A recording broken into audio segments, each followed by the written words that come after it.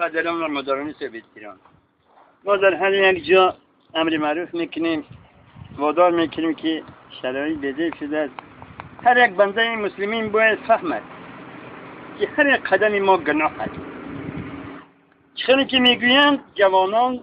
زیایان آینده ملت است. اکثر زیایان حاضر در تاکید میکنیم که بچه های جون تپروس نکشه ناس نکشه و تو مرد باشی بنگ بزن افیون بزن آنه گیر بزن ککینی مریخوان بزن تو نامرد هستی به من ناس میخری همون پیوه غدا شکمت برم که دیگه قبلی ساقدم آری میمیری سپیر زنی کنیک پنجی باز کزن که یک تبینت بگه مرد است این نامرد برادر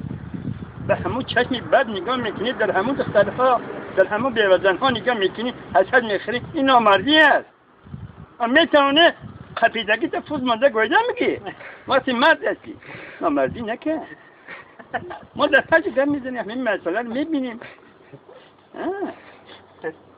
هر مرد باشه قپیدگی چه کس کده گویده میگیری نمیتونه کون تا بجا با همین برادر عبری معرفی خانزینه ما با خنسید کسی که یگان عرض شکایت دارم همه به عرض زیرین نال خود سیاد که زنگ زنید با ما در تماس باشه